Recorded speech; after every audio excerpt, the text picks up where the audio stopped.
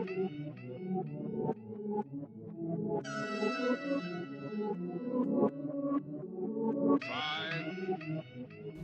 that was fucking gross. I'm sorry, guys. Groovy, baby. Oh my.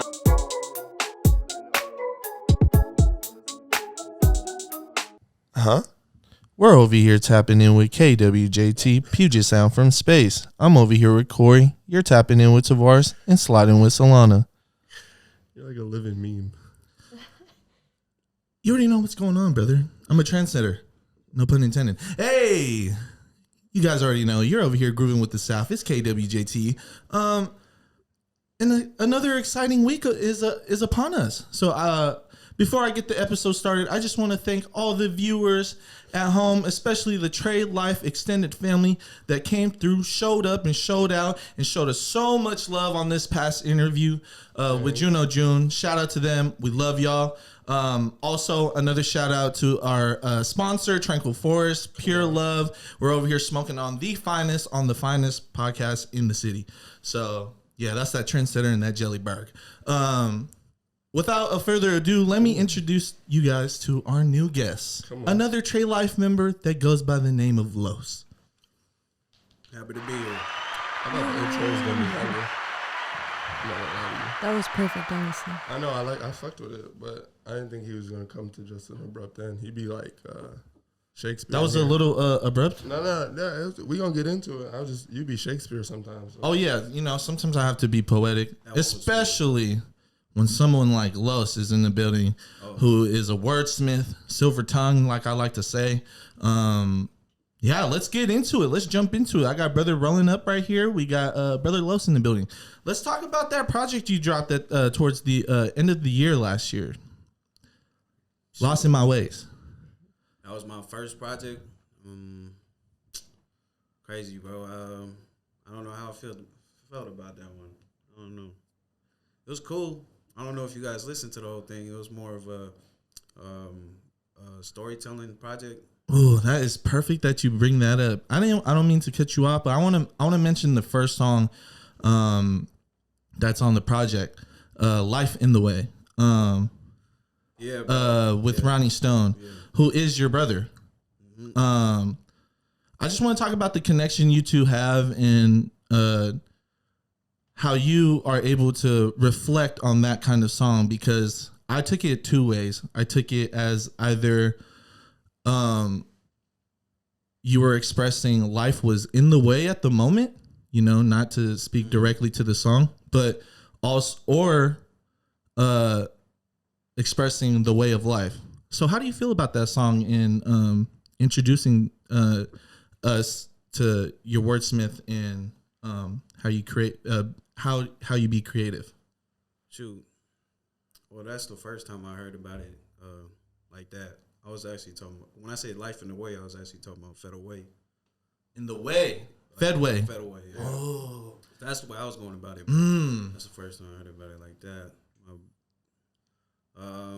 That song isn't really even about me, bro. I usually take what I see happening around me. I probably take a little bit here and a little bit there from people I know, from people I don't know. And I just, right?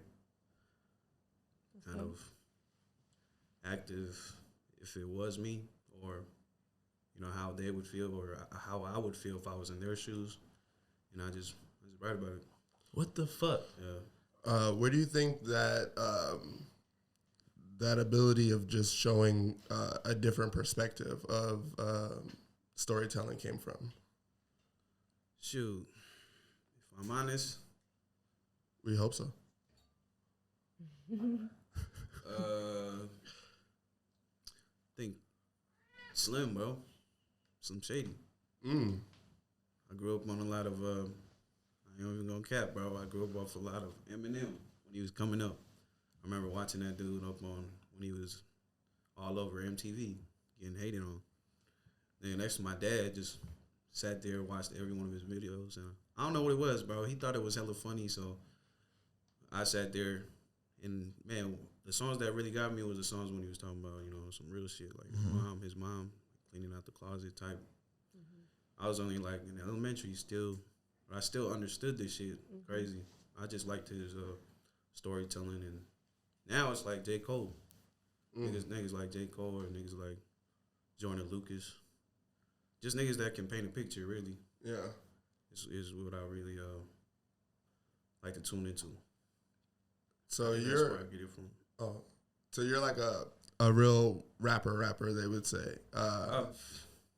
Would you categorize yourself like that, or how do you feel like you approach music when you make music? A storyteller. I just like telling stories, bro. I think that's how I would describe my my style. Yeah. Yeah. A painter of words for everybody at home who don't understand. You're really deadly with imagery. I love that we broke that down for everybody at home, like to be able to understand like what you're doing. A lot of like, I'm not too before meeting y'all, I'm not too informed on like Micronesian artists or anything like that. But like, I feel like island people are really in tuned with how they speak in the form of music. You know, we have a lot of levels to like what we're doing out here. But something I've always noticed, like growing up, is that we are fans of people who can storytell, orators. You know, for the people at home who don't know, can you please let them know where you hail from and how that impacted your life growing up? Shoot, well, my mom, she's Marshallese. She's from the Marshall Islands. I was born and raised here in Federal Way. My dad, I never knew my dad. My dad is Fijian, though. I was raised on my mom's side, though, my whole life. So, shit, I wish I knew Fijian. I would have spoke that shit, too. But, you know, that's what I am. That's basically it. I grew up on my mom's side. I was raised out there for a little bit. Right when I was born, I went lived with my grandparents out on the islands. Right till I was like 5, 6, and I came back.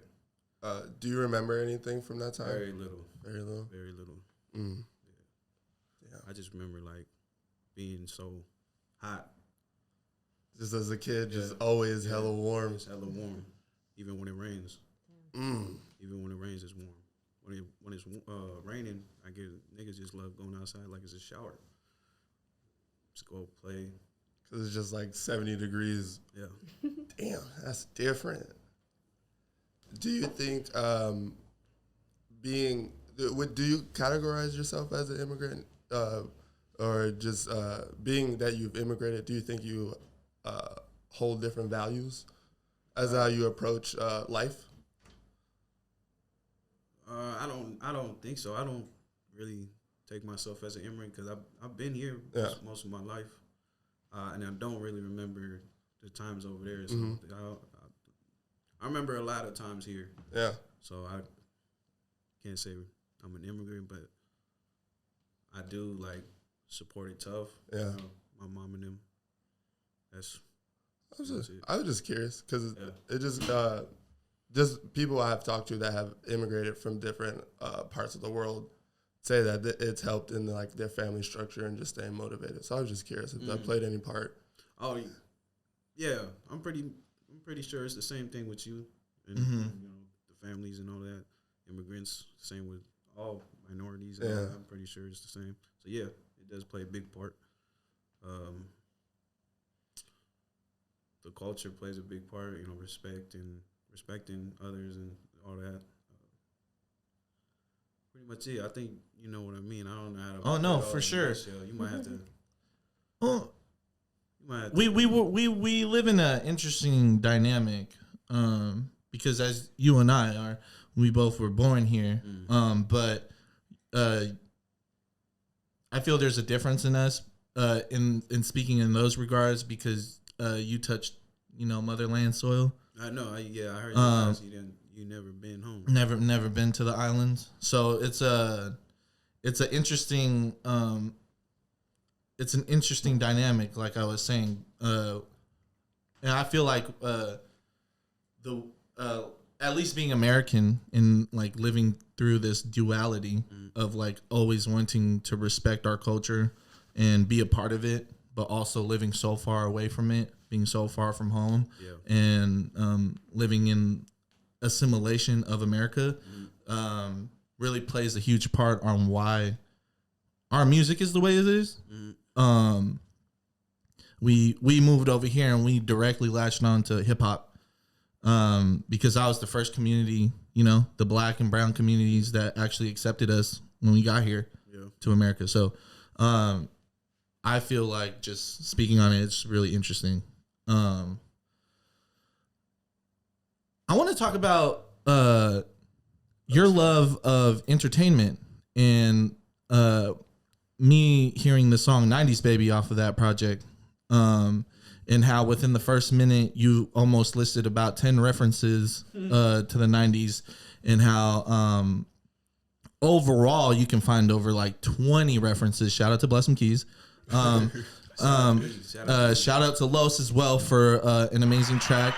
I want to talk about how entertainment influenced your lifestyle and how we bantered back. You actually understand pop culture. You actually have a way around entertainment in general. So I just wanted to hear your thoughts on that.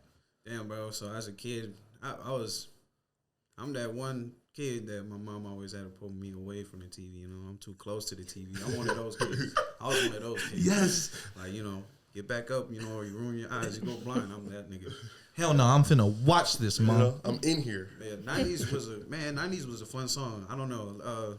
Some people take it like it was supposed to be a serious ass song, but I had hella fun writing that. Yeah. I had No. hella fun writing that. If you just listen to the words, Riding through the hood and we still just trying to robbing. find the little 90 references. Yeah. It was fun writing that, man.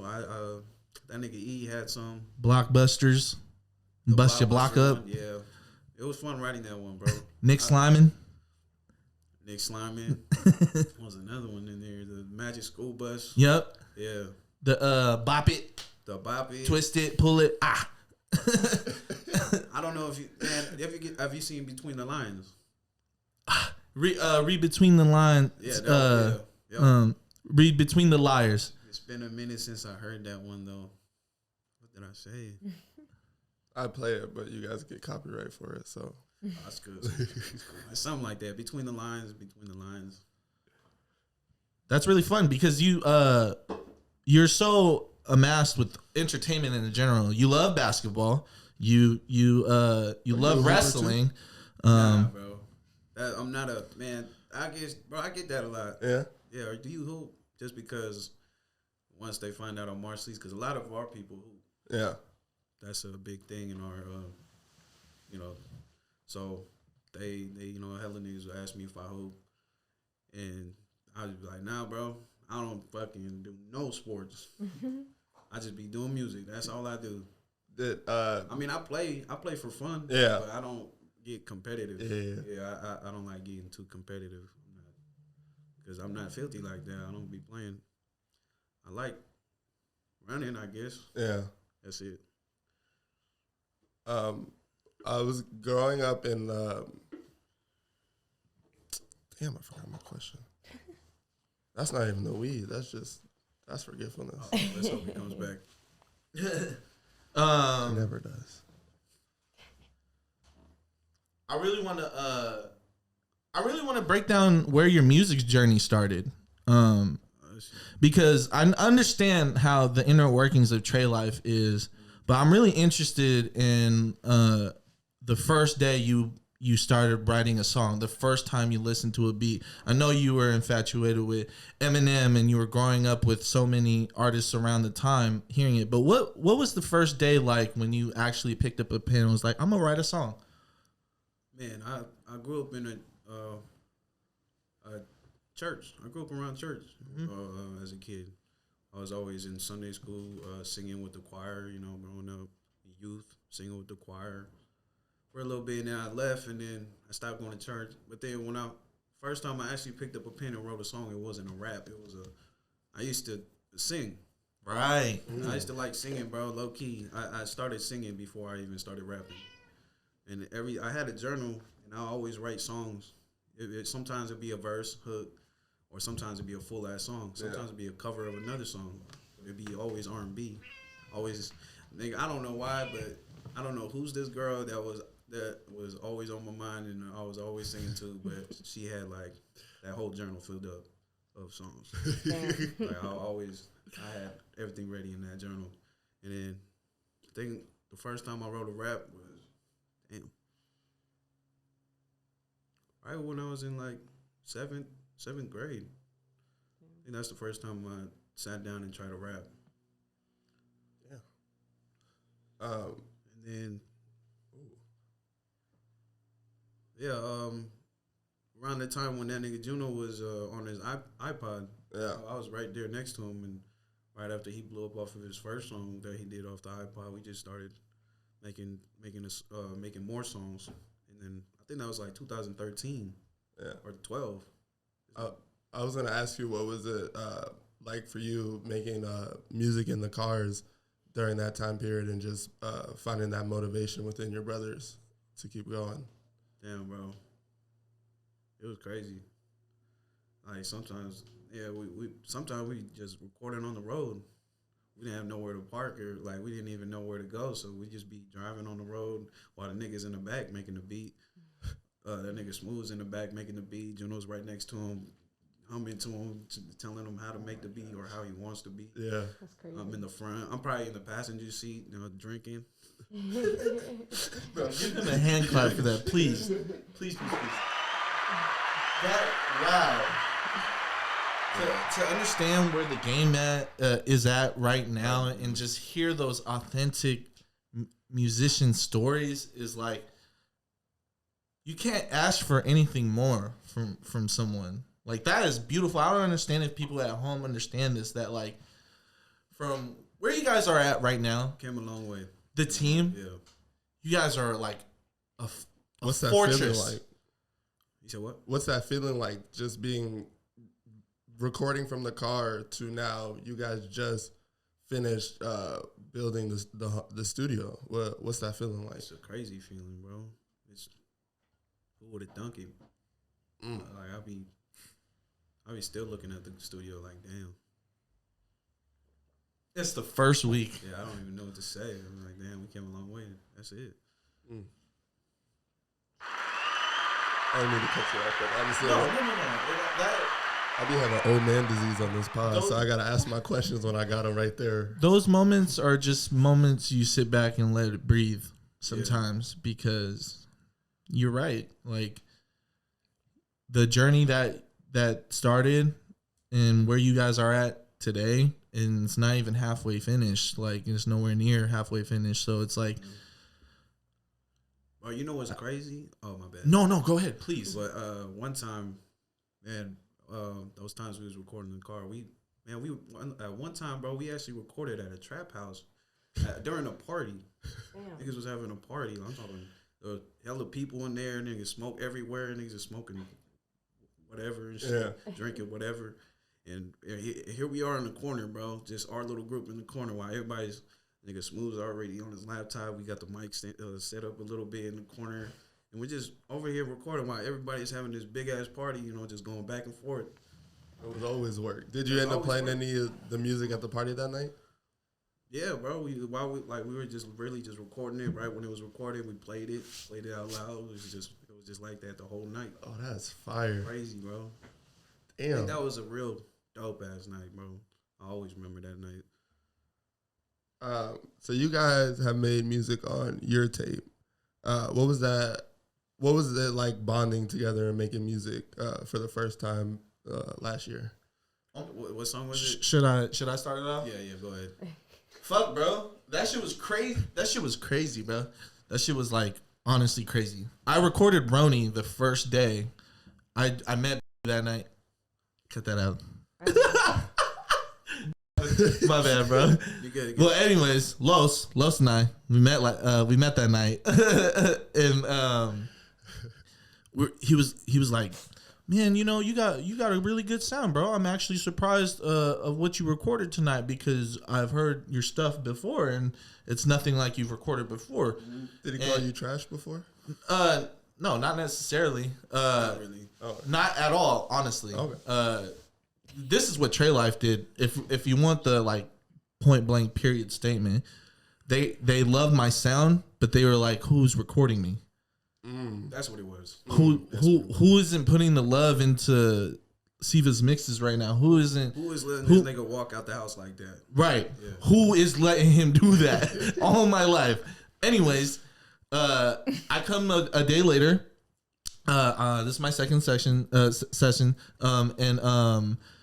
Lohst pulls up, and it's the beginning of my session, and we're playing this the beat to "Don't Leave," and we're playing it, and they're all like, "Man, this is crazy! You just sent this to us today. How are you gonna come on this? Like, you know?" And you know, I spit my shit, and they're like, "Wait, what, bro? Replay the beat. Spit your shit." And then Lohst was sitting there. He was like, "Bro, I'm vibing to this, bro. Am I wrong?" Yeah. No, you're not wrong, bro. That's how it happened, bro. Real organic. He is a master at hearing a melody or a tune or something or a beat, something that he can hear. He can hop on it and instantly just start working. That's how hard he works. That's the work ethic he's put behind the artistry, and he like showed me that when we made "Don't Leave." That's one of my favorite songs on my project. You keep name dropping. You said it. You said his name again. You're giving me a lot of editing to do, but that's okay. Swear to God, you did. Yeah. I swear I said Lohst. No, but it's good. I wanted to ask. Anyway, my bad, bro. I'm gonna be quiet for the next Bro, you're good, brother. We control the airwaves. Your whole microphone has its own recording, so it's easy to just bleep you. Anywho, I wanted to ask about your. Fuck this nigga. I'm just playing. I wanted to ask about that approach to be able to just write to anything, because I've been in the studio with you a few times making a bunch of stuff, and just your ability to catch a pocket and not let any particular beat or sound limit your creativeness. I want to know how does that go about for you? Like, how does that happen? Damn, bro. I don't know. I just try my best. Sometimes, bro, I be hitting those. I feel like everybody hits those right or black moments. Mm-hmm. Oh yeah. Just even if it's only for like a few minutes or longer. Mm-hmm. For sure. You know, it's how hard you try to get back out of it. That's what I try to do if I'm going through it. I don't know. I guess it depends on the beat. I've seen you write to the whole thing that's in the Yeah, fall. He's really capping right now. I'm about to get on his ass. I watched him every beat on a that's late cooked. night have like, bro, don't give that to them, bro. I can figure it out. You don't gotta be modest. You can write to anything. That's fire. Be humble, but that's amazing, bro. I don't know if you realize not a lot of people can do that. Like, that's an amazing like tone setter. Like, the fact that you inspire me the way you do that, it inspires me as an artist. I'm like, what the fuck? Lohst is fucking killing it right now. Like, he just spit a quick 16 and it takes me forever to write a 16. So it's like forever, 2 days. Nah, bro, you inspired me when you was coming to the studio. You made I think it was like 4 songs and 6 songs under a month. What was it when your first project? We made. It was damn near done. Or the first 3 weeks, I made like 6. Yeah, you're right. Yeah, I was like, damn, bro, I'm slacking. This new nigga. This new nigga making me look like a rookie. Hell no, that is really interesting to hear because book my time. When he leaves, I'm coming in. Smooth, I'm in here for the next 6 hours. Yeah, I'm like, fuck this nigga. But yeah, bro, that was dope, man. You really pushed me that month. I was like, fuck, gotta get on my A game. I forget that I've been doing it. It feels like I've been doing it for, a while. Yeah. I feel like since 2012 or 13, it's always been writing and making songs and trying to come up with new stuff. I feel like being in that type of mindset that whole time, I feel like I forget sometimes how hungry I was. Mm. You know? Yeah. And then seeing other people like you come out of nowhere and do 6 just like that off the bat just reminds me like, damn, bro, I wish I had that. Like, did I lose it? Like, I want that back. I know I miss that hunger. I see it around everybody now. This year, everybody's blowing up. Everybody's doing whatever, coming out with music videos left and right. Yeah. Like, damn, bro, everybody's got that hunger right now, and I need it back. I feel like I got a little too used to it, or I don't know. You need to just remind yourself that you can go bar for anybody. I sit down and I remind myself sometimes. That's good though. It's good as an artist to like. Holy shit, bro! I'm sorry, I don't mean to cut off. Cut me off, nigga. Fuck what I was talking about. That is crazy to hear, bro. You embody this work ethic that I admire. Like, your work I've seen, and just by meeting you, even if I didn't know you beforehand, me witnessing what you do on a weekly basis and just being around you, like, I feel that hunger. I feel it so much. It like is the reason why I was like, you guys are my family now. You know? That's crazy. Like, you were the first one to open up to me when, like, outside of Smooth within the group, outside of Keys, you know? Sometimes when you're a new person, you think, oh, that's supposed to happen. 2 people before him. You know? Sorry. I understand that, but in the inner workings of that group and, like, Trey Life, that's a business thing. No, I was really just talking shit. Get your shit off. No, I just hold that dear to my heart. Like, Los really accepted me and, like, was like, let's make music together. That's fine. And, like, I really admire that. Your openness to work. I also wanted to bring up the fact that when you were working on the song with K-Jean, let me know if that's something we should keep under wraps. But that was something. That was some. What the fuck, bro? That lit a fire under my ass. Like, wow. I ain't gonna lie, that was a tough one. That was a tough one for me, man. Because you two are assassins. like, wow. I got like assassins. I guess, man, I'm not used to rapping that slow. That's something I gotta work on. Yeah. Like, when it starts slowing down and I gotta take my time with the words. Yeah, that's when I get a little uncomfortable. Yeah. I feel like I gotta slow down. Voice control, huh? Yeah. Damn, I wish that song was out so I could just like really like the people Play would know. right now? Nah. That's what's cool about Groovy Tapes. Yeah, we control the airwaves. It's Nah, but we know. We know. During those couple of sessions, I was curious how having another rapper pushed you in that session particularly. Like, did working with K-Jean like elevate how you do anything, or did you take anything away from having someone else that I would put you like on the same level as far as being able to rap and like put bars together and just really be able to spit and construct like music? Yeah, bro, I took stuff from K-Jean even before he came. I listened to his song, was that Do Say Dawn? That song is dope. I listened to that all day when it came out. But before he even came to the studio, I listened to that song over again and just try to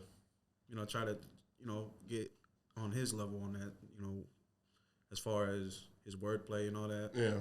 And the way he slowed down his words and all that. And then when he came to the studio and they played the beat and he started going off on his thing, I was like, damn. All right, let me go back and edit this. Let me go back and fix this or add this. Yeah. Because, man, he was really making me work. He made me work that day because I'm not used to being. That was the first time I had, another lyricist like that. Yeah.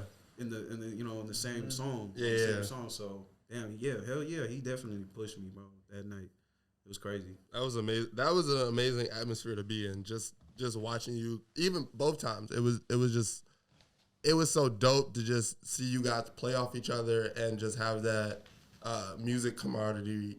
Oh, I butchered that word. That music cohesiveness, just going back and forth, and you setting the tone and starting it, and then him just coming right after and just keeping the same just vibe and the hunger. It's just like it. it's one of my favorite songs. Thank you. You know, I can't wait to share that with the people. But I wanted to ask you how, when you make your own music for your own project, how does getting the song structure as far as like the music when you're working with Smooth, how does that go on? Just because I know you can write to anything, but telling your own story is kind of different. Man, I like to take a lot of time when I'm writing mine. Like, I can't. Most of the time, I can't write at the studio.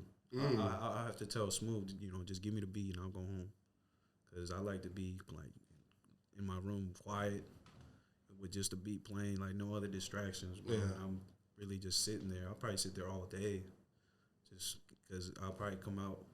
I won't just write one verse. I'll probably write 3 different ways how I want to attack the verse. And then whatever one I'm most comfortable with, I'll go with it. You know? And I just, you know, that's how I go about coming up with a song or whatnot. It's crazy, but I like to take a lot of time. That's it. What's the longest time it's made taking you to write a song, to actually write it and then be comfortable with going in the booth and sharing it? Shit. Probably a few days, bro. Few days. I forget what song it was. It was either Life in a Way or another one. 15. I don't know if you heard that one. It hasn't came out yet. Nope. There's a lot of those. I haven't heard of. But I know you heard Party. Fire. That one. Oh, 15 again. Yeah, 15. When She Fell in Love. Yeah. That one. Yes. That one is. That took really long to you to orchestrate? Yeah. It took a while. Yeah. It's personal. It's real. It's speaking, or if I remember correctly, it was speaking from your love at 15? Or was it? I think you got the one with the high school girl mixed up with. Oh, I do. Excuse me. Sorry. But this one is about a girl that falls in love at an early age, and then later on in life she starts to notice that maybe she fell in love too early. Shit is starting to fall apart. Shit ain't right. And then the second verse, it goes off of the dude's point of view. He fell in love too early.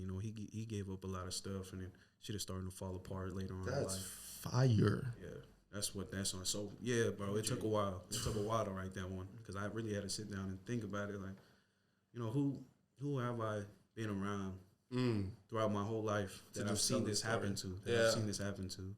Might have been somebody that's older than me. Might have been somebody younger. Somebody that's going through it right now. Yeah. And I just put it all together, like. To tell that story. That's amazing. Again, like, have you ever, like, wrote screenplays or anything like that? Have you thought about directing? Because even the song with the first song we made, and just the perspective that you were able to tell with that R&B artist. Banger. Oh yeah. Even the story. See how I tried to sauce it. Even the story. Even being able to tell that story and just show different perspective of a man's trials and tribulation, and then telling how he would have felt what his woman was doing. I just think that you should write screenplays if you haven't wrote screenplays. I don't know, bro. I've never thought about it. I've never thought about that. Maybe. I don't know how well I would do, but I'll try it. I think you'd be amazing, because just even telling that with limiting the amount of detail about the song, you just explained, you created a picture in my brain. So that'd be dope to just tell that story in like longer format and just be able to tell different perspectives. Because if you do it as a lyricist, it'd be dope to do it in like 30 minutes or like 45 minutes. Well, man, that's what the music videos are for. That's why I wanted Party. I'm waiting on. I'm sitting on that song until we can get all the stuff that we need for that song. Yeah. And I even wanted, like, people in high school back, my old friends, old buddies that had a, love for acting in drama class or whatnot. Hit them up and be like, can you do this. You know, it not only helping us with our music stuff, but it, you know, gives you a chance to showcase something that you love or used to love. And I was gonna tell that whole story in 1 3-minute song. Like, I want that music video to basically be a movie, a little skit. I can't wait. That one's gonna be fire. I'm hoping, bro. I'm just waiting for the schools to open all the way. Did you really hit the weed in 90s, baby? I seen you hit the blunt. Yeah, was that fake weed? Was that fake weed? I had a little, I don't know what it was. I think it was a joint. It looked like a little roach. You had a joint and a blunt. You know what? I was so fucked up, I don't remember. You know, I didn't even know I smoked until that video came out. You see, you were like, okay, let me see. I was like, hold on. Wait, is that a blunt? Hey, who the fuck? Everybody was like, yeah, bro, you smoked that day. I was like, oh, hell no. No wonder why I was fucked up. Have you never like not smoked your entire life, or did you stop and you just haven't? Yeah, I smoke. Yeah, I smoke. Okay, I just stopped. okay, I don't yeah. really smoke like that. It takes like a special occasion. I feel to that. smoke. Yeah. Okay. Cause I'll be too high. I'll be stuck. I know that I feeling. don't know how you guys do it, man. It's we be stuck too. For sure. If that's not evident now, episode 38, that we don't be stuck off the weed. We be stuck. I don't know. You guys be off of that magical woo-ha. Like, we just fight through the stuckness. I've been smoking weed for so long that it's just like, it'll just like some part of my brain will think of something and then continue talking. Yeah. Like at this point. we were smoking weed when people thought we were like satanic worshipers and like, Niggas stop fucking with us. yeah, people, friendships fell out because we were smoking weed. All you square It smoke was just weed. it's just like For an activity real. that we did as like, you know, as brothers, as friends. Like, We would get too high though. We were cartoon smokers though. Like there's I don't blame all the people for not like smoking weed with us because we were like we would buy like a half ounce of smoke it in that day. Like within a kick it session would be at like 6 hours. 14, 13. At like 3 PM. Yeah. Like literally, Leaving like school. they would go, like they would smoke, and I would come over to see him later, and he would be knocked out, and I would like be knocking on the door, like literally like knocking out. Could not hear a damn thing, like comatose, weed comatose. Yeah, y'all the real deal. Yeah, it's a funny it's funny to look back on because of how like normalized it is now and how like we've been preaching those like benefits and like, you know, just being open-hearted and open-minded to like, you know, this type of substance because, you know, everybody has their substances and stuff like that. It's just like Seattle had the access. People don't realize like, bro, there's weed everywhere in the streets of Seattle at any moment of history. We've had weed before you motherfuckers was all like everywhere. Should we pass the Senate for weed or something? We were smoking weed long before that. That Like, was dope. Yeah. So just being around that community and like realizing that people think we're like all about the substance when in reality it brought us together in the fact that activity was like, oh, we both like smoking weed, but I love hanging out with these people all the time. We just also happen to smoke weed. It was like that's how we normalized it. It's really funny. I feel like I was just smoking. That's not a lie, bro. Weed brings people together. We weren't facts. We weren't like we were dealing with a lot growing. Everybody deals with a lot. I don't think we were going to like towards the area of like substance abuse or something like that. True. Nah. To where we're like we are dependent on it. To where we're like, oh, bro, Corey, bro, let me hold like 5 right now so I can get a Nicky, bro. That, like no, we got it by our means. We got it because we had our own money. You know, we had That's what's up. Corey had a job long well before like. And he was all like, bro, we're gonna smoke good dotty. We're gonna smoke good dotty and I hang out and love literally each got other, a job you know? to smoke weed and smoke good weed because Crazy. there was a point where the weed game was like, you gotta have, there's You this gotta pay to weed, play. there's this weed or there's this weed. And we want this weed all the time. Yeah, Oh my I can't be gosh. smoking down here. Shout out to them old days. Man, to them old days. I miss Here when Genesee was Genesee. I had a question for you. I wanted to get your breakdown on the future of Federal Way. and how you feel it's coming to be, because you're part of our age group. We're getting older, and we're paving ways. You're paving ways. So how do you feel about where the direction Federal Way is going? Because I love to see how many people are like Fetty Town repping. I'm not Tacoma. I'm not Seattle. I'm not Tukwila. I'm Federal Way. And I love to see that. So what are your thoughts? Man, it's cool. You talking about the city itself? City itself. Because downtown Federal Way is huge now. Yeah, there's a lot more people nowadays. There's a downtown Federal Way. I mean, the Commons area is getting way bigger. That's what I call Bro, it. Bro, it's like the Commons just used to be like the theater, Patterson's West, like the laser tag. Yeah. It's getting way more bigger now. There's a lot of stuff getting built. It's huge now, bro. I just call Federal Way though. Put me on. There's a lot of where that Wendy's was across the street from the mall. They just cleared that whole area out. It's all just gravel right now, I think. I don't know what they plan on building over there, but they're doing a lot of. They're tearing up the streets, the roads right now, redoing them. I heard they're trying to extend the light rail from by the airport. Yeah, Angle Lake all the to way down. Federal Way, and then to Tacoma. That's gonna be crazy. That's gonna be hella crazy. The light rail by the time we're in our like mid 30s, the light rail will literally be everywhere. You can go from here, hopefully, to like Spokane on the light rail. That would be ideal. Because I hit up Vancouver. They're literally gonna connect all the cities. I hope I live long enough to see that shit. I just wish they would have done it for us, these communities, not the communities that are like, like Amazon and Google, and like all the white people came in and they were like, oh, we need transportation, and it's like we've been needed transportation for so long. Facts. Yeah, true.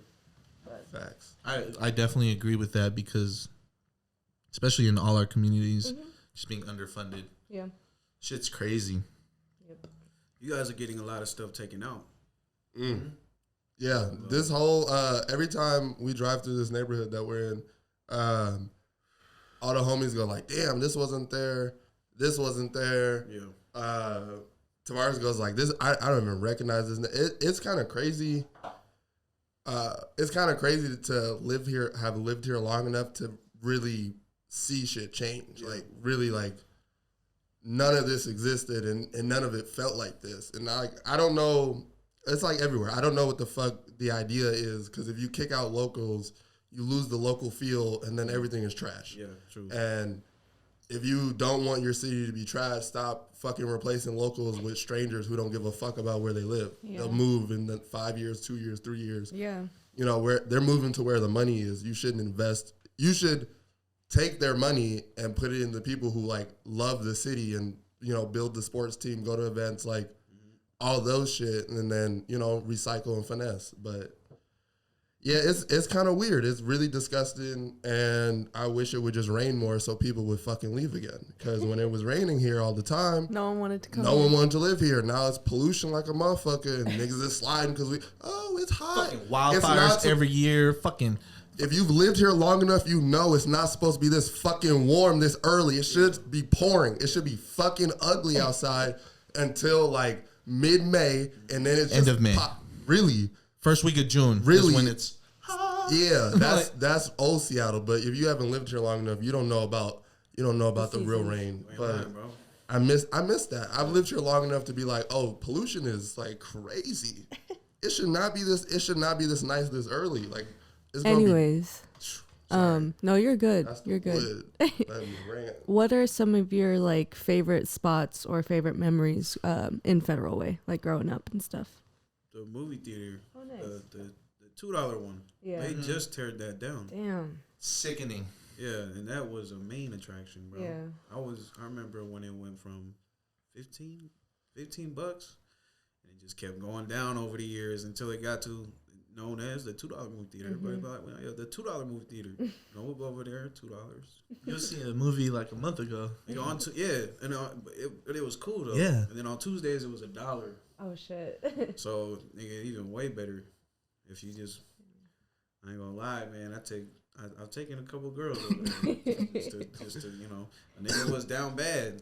nigga was down bad, but I could Go see a good Still movie. gonna take you to the movies. Yeah, No, but if you're not rocking with Los at any time, like, are you truly rocking? Like, come on now. this is what I love. I love this $2 movie. You better rock with this $2 movie. In the mall, bro. The mall, Nice. the SeaTac Mall. But now it's known as the Commons. That mall, there ain't nobody going through that mall anymore. Not how it was back in the day. It's pretty much empty. Ghost town. But I like it. I like it way better than going to South Center, bro. I don't know why. I just don't like hella people. Like walking, like I'm good walking into the Commons because I can go in there with my pajamas and some flip flops and still go get what I need. And not give a fuck what I look like. Because I was walking over here all my life, just walking through that mall.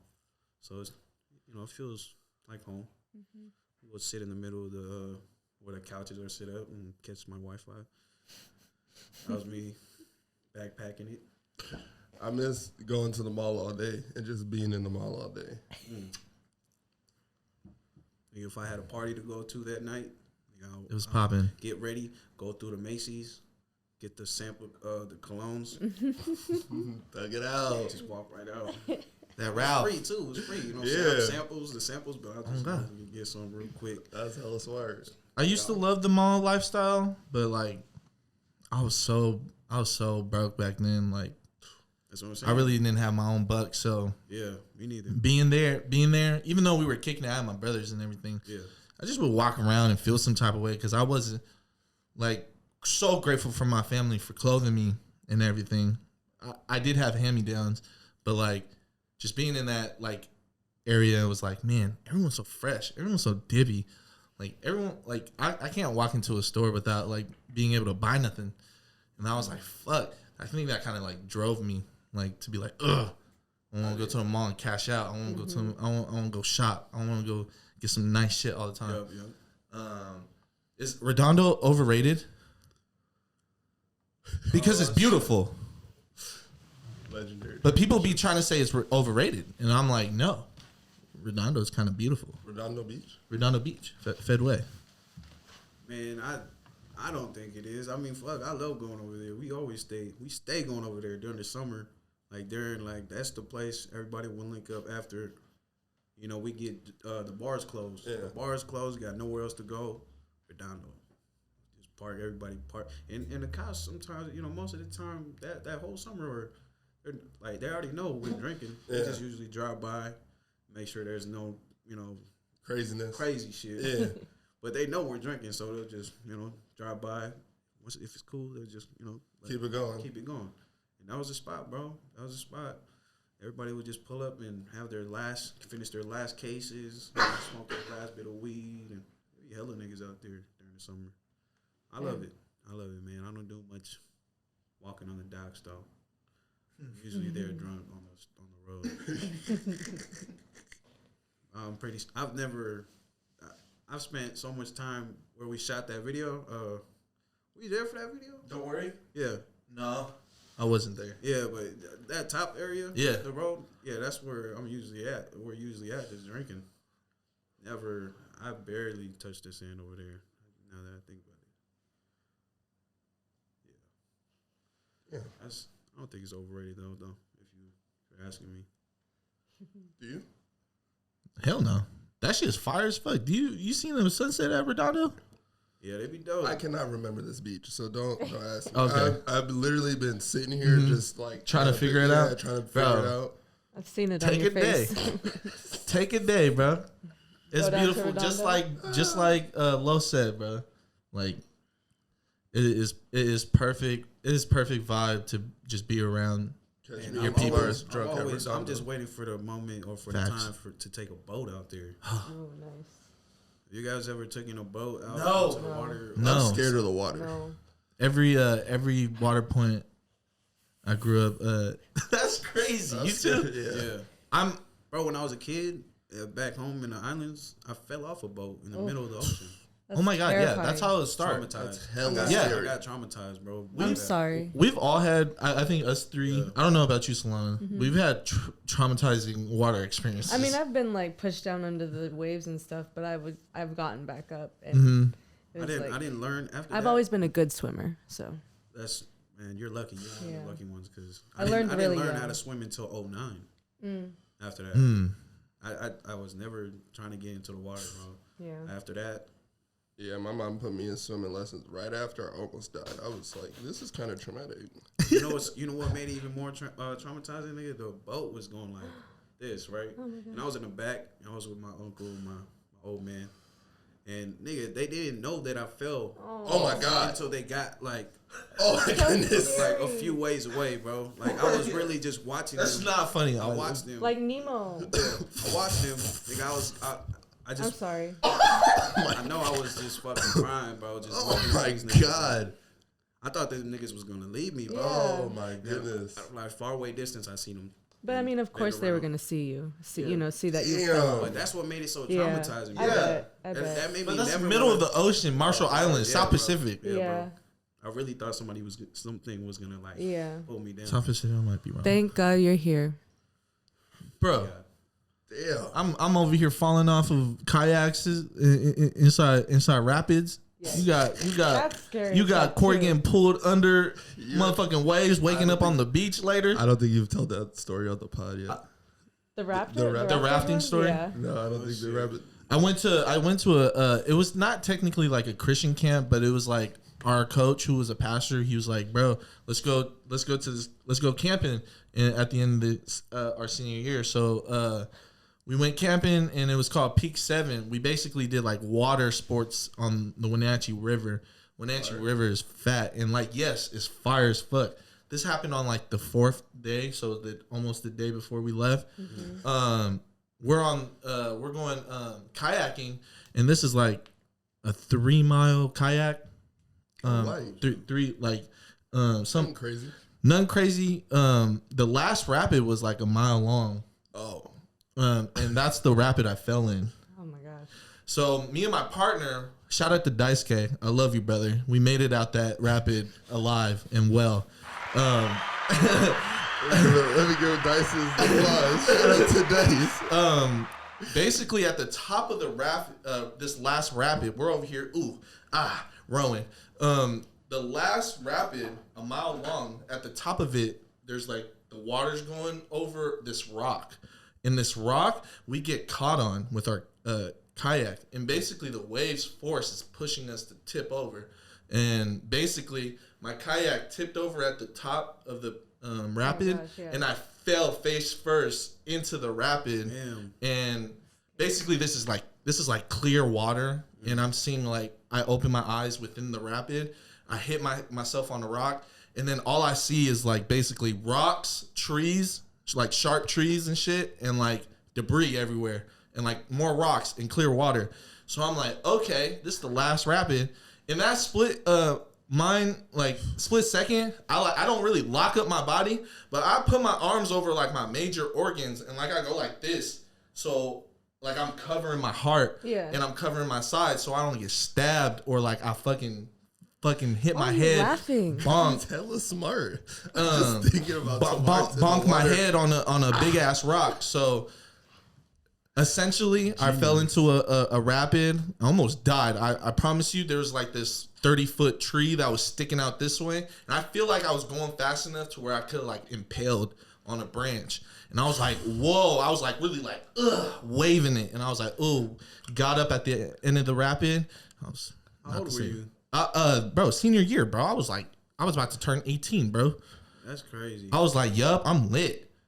We about to go kayaking. We went White River rafting. We Came home and told this story, was traumatized. no, yeah. Like I was concussed. That'll do it, nigga.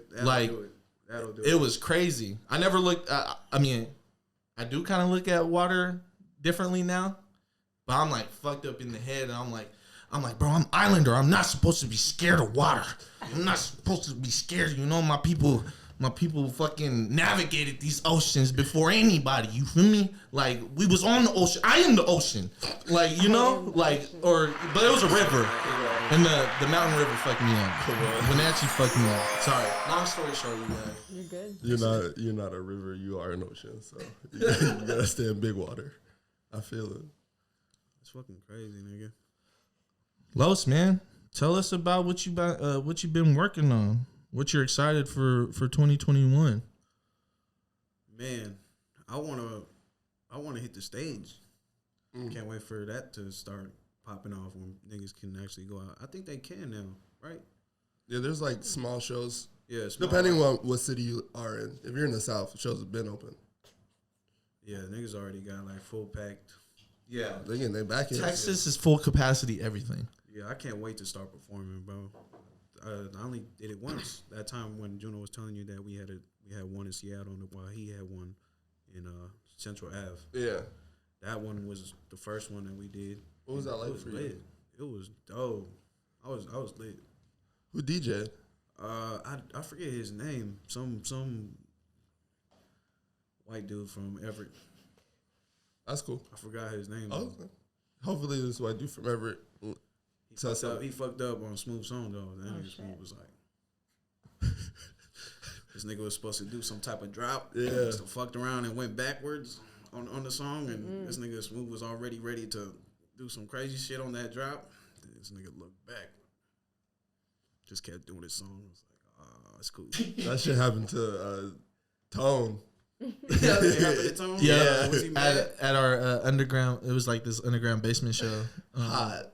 Yeah, I know. Yeah, bro. He turned around, What the fuck, bro? and then the song played, and then we went crazy. Yeah. We was like, I'll be thugging on the amp. It was crazy. Speaking of Tony, I was just with him last night. Yeah. That nigga has some fire. He's been working. Baby. That's another one you gotta keep your eye out for, bro. Keep a lookout for Slum Baby Tone. Slum Baby Tone. That nigga's. I think he's got like how many now? 8, 9. He's Sounds about right. Yeah, and they're all nice. He just came up with one last night that was dope. That Tone's fire. This nigga sounds like, I ain't gonna lie, this nigga reminds me of like Greedo. Mm. The way he was doing his song last night. You would think that was Greedo's little brother. Damn. It sounds like that. That's filthy. Whoa, man. 303. Trey Life, Lohst, That's a crazy lineup. man. I'm excited for you. I'm excited for what you're bringing to the world because the world needs more people like us representing and you know lend the kids, the girls and boys at home know that you know they're able to do it. Feel me? There's a lot of same. I keep hearing the same sound these days, especially here, Washington. It's hard to find somebody that stands out. Because there's a lot of niggas that do the same type of songs. I feel like, I don't know how you guys feel about it, but most of the time I hear the same sound. Yeah. That's why when I heard Tone did his shit, I don't hear, you don't hear that from a lot of Washington rappers. You don't hear or Juno. I don't hear nobody else that sound like Juno in Washington. No. So Tone's different. like, Tone got flavors. Yeah, that's why whenever I catch somebody with a different sound, bro, I'm locked in.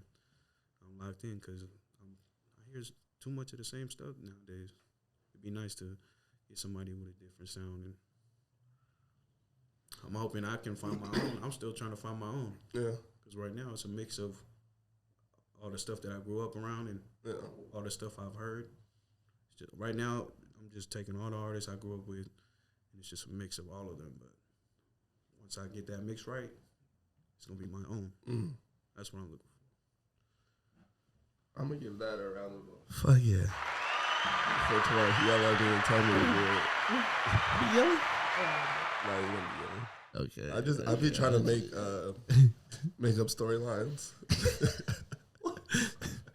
If it just tap me on the head if it's ever like. Why would I? You know, people can see. Just go like bunk. Or you going crazy? You think you're nasty? You think you're nasty at 2K and UFC Oh my goodness. and video games? You think you're good? I'm ass. Why does it sound like an interrogation? I'm ass. Because he whooped my ass the other night. Oh, so you're Did not me good. bad. You're not good. Not by much. It was a close game close game. till the fourth quarter. I was like, wow, my basketball team is really choking right now. Anyway, You were. yeah, Because you're coach. Yeah, I know. Coach Siva did not pull up. But you think you're nasty? I think I'm okay. Okay. I think I'm all right. We'll see. We'll see you on the Tavares future is game show. trash, so it's We'll see you on the future probably game not that show. hard to beat him. Who? Tavares. Ooh. Ooh. Sorry, it's just my paw. Well, you've been grooving with the South. This is KWJT. We got Lohst in the building. Solana, Corey, CJ, Tavares. Come on.